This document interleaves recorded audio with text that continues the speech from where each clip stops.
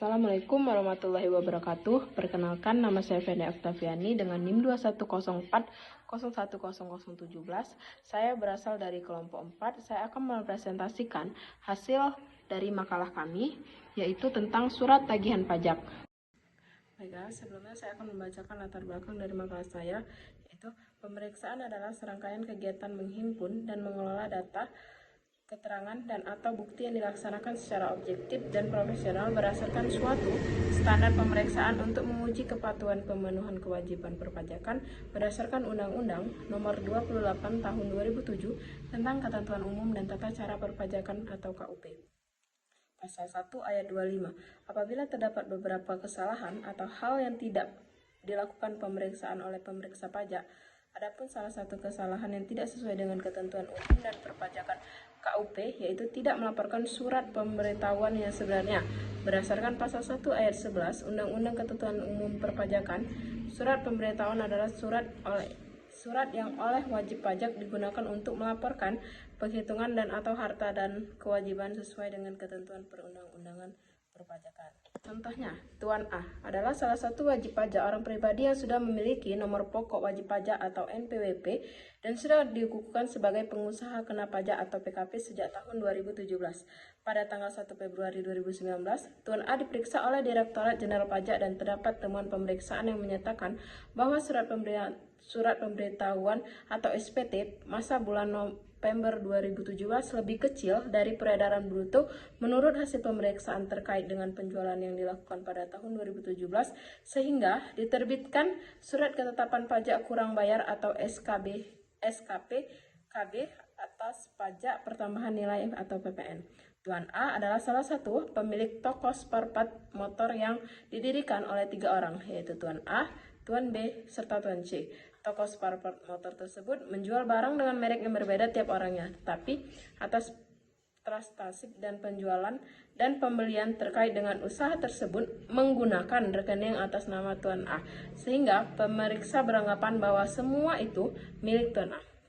Nah, dampak dari kasus tersebut, Tuan A dikenakan sanksi administrasi berupa denda sebesar 100% dari pajak pertambahan nilai barang dan jasa atau PPN dan pajak penjualan atas barang mewah atau PPNBM yang tidak atau kurang dibayar sesuai dengan peraturan perundang-undangan pasal 13 ayat 3 KUP.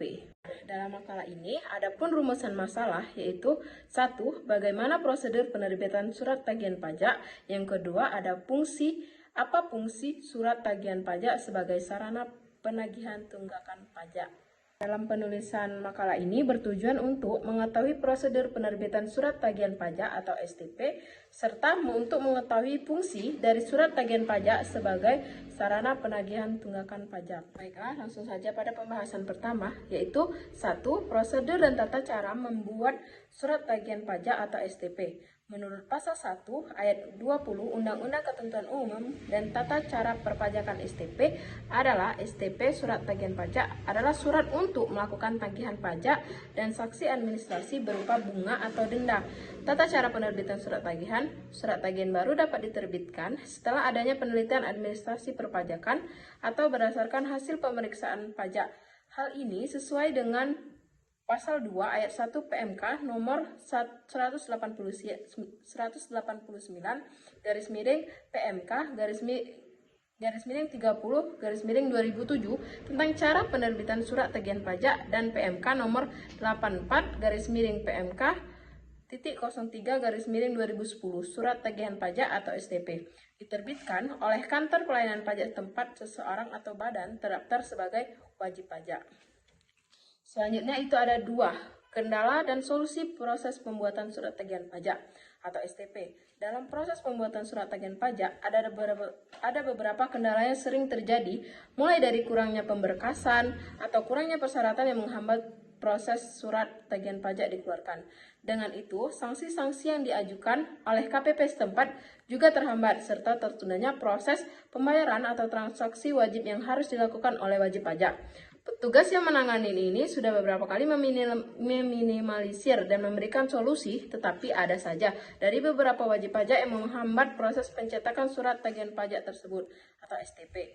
Selama proses surat tagihan pajak terhambat, ada beberapa sanksi yang akan dikenakan kepada wajib pajak. Sanksi-sanksi yang memunculkan surat tagihan pajak atau STP seperti yang diketahui, pemerintah tidak pernah main-main dengan urusan perpajakan, seperti halnya mengenai sanksi-sanksi surat terkait surat perpajakan, terkait surat tagihan pajak. Selanjutnya, di pembahasan kedua, kita akan membahas tentang 3. Kendala KPP Pratama Sleman pada sosialisasi wajib pajak kepada masyarakat. Nah, ada beberapa kendala umum yang terjadi pada saat mensosialisasikan wajib pajak kepada masyarakat, yaitu A. Harus mencari timing atau waktu yang tepat agar semua masyarakat yang sudah bisa menjadi wajib pajak dapat menghadiri sosialisasi ini. B. Kendala yang terjadi seperti kurangnya kesadaran masyarakat dalam memenuhi kewajiban sebagai wajib pajak ini menjadi salah satu tantangan bagi Direktorat Jenderal Pajak dan juga KPP setempat. C. Masyarakat juga bertanggapan bahwa pembayaran pajak yang sering terjadi mengalami kesulitan. Selain itu, kendala yang dihadapi oleh kurangnya perhatian masyarakat tentang pentingnya membayar pajak. Nah, dapat disimpulkan dari makalah ini bahwasannya kerja profesi bertujuan kepada mahasiswa supaya dapat lebih mengetahui dunia kerja serta memberi kesempatan dan menganalisis lingkup dunia kerja. Dengan demikian, mahasiswa diharapkan memiliki keahlian, keterampilan, dan profesionalisme sehingga dapat merealisasikan kebutuhan sumber daya manusia yang dibutuhkan instansi atau perusahaan di dunia kerja. Praktikan melaksanakan kerja profesi di kantor pelayanan pajak Pratama Serpong. Instansi ini merupakan unit kerja Direktorat Jenderal Pajak yang bertugas memberikan pelayanan perpajakan kepada masyarakat, baik yang sudah terdaftar sebagai wajib pajak maupun yang belum terdaftar.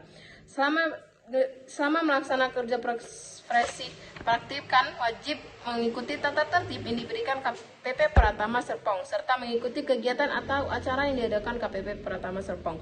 Saat melaksanakan KPP, praktikan masuk pada 4 yang terdiri dari pengawasan dan konsultasi 2. Nah, kesimpulan selanjutnya, pengawasan dan konsultasi atau ekstensifikasi dan penyuluhan serta pelayanan selain ilmu yang didapat praktikkan melalui melatih komunikasi dengan pegawai KPP Pratama Serpong dan diajarkan bertanggung jawab dalam menyelesaikan tugas yang diberikan kepada praktikan. Nah, pelajaran pada proses pengeluaran surat tagihan pajak STP yaitu dapat mengetahui semua prosedur yang dijalankan mulai dari penginputan data wajib pajak yang telat membayar atau melaporkan dan mengetahui beberapa denda yang harus dibayarkan oleh wajib pajak, menginput data ke cash management supaya dapat diketahui oleh akun representatif yang ingin mengetahui informasi tentang wajib pajak tersebut. Tanda tangan Kepala Divisi sebagai persetujuan keluarnya STP hingga diberikan kepada pelayanan umum untuk diproses lebih lanjut hingga diterima kepada wajib pajak. Saat melaksanakan kerja profesi terdapat kendala yang dihadapi, namun kendala tersebut dapat diatasi oleh praktikan.